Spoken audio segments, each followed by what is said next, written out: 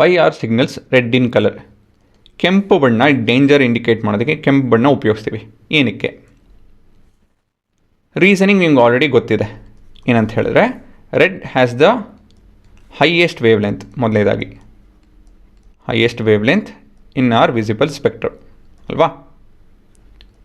ಎರಡನೇ ಫ್ಯಾಕ್ಟ್ ಏನಂತ ಹೇಳಿದ್ರೆ, scattering is inversely proportional to the wave length ಅಂತ ಹೇಳಿದ್ರೆ ರೆಡ್ ಸ್ಕ್ಯಾಟರ್ಸ್ ದ ಲೀಸ್ಟ್.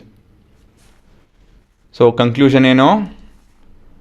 ಒಂದು ಸಿನಾರಿಯೋ ಇದೆ, ಇಲ್ಲೊಂದು ಸಿಗ್ನಲ್ ಇದೆ ಆಯಿತಾ. ಇದರಲ್ಲಿ ರೆಡ್ಡು ಇದೆ, ವೈಲೆಟ್ಟು ಸಿಗ್ನಲ್ ಇದೆ, ಸರಿನಾ.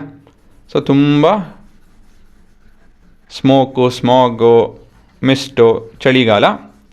ಸೊ ಈ ರೀತಿಯಲ್ಲಿ ಸಿನಾರಿಯೋ ಆಯಿತಾ.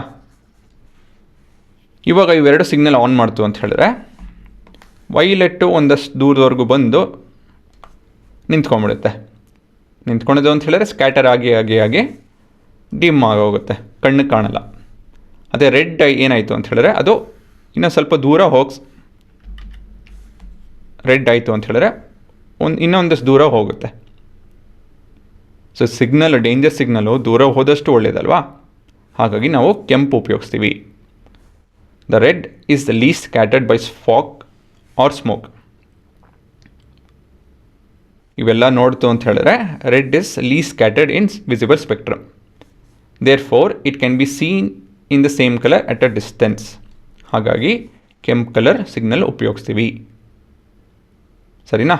ಈ ಕೊನೆಯಿಂದ ಈ ಕೊನೆವರೆಗೂ ಬರ್ಕೊಂಬಿಡಿ.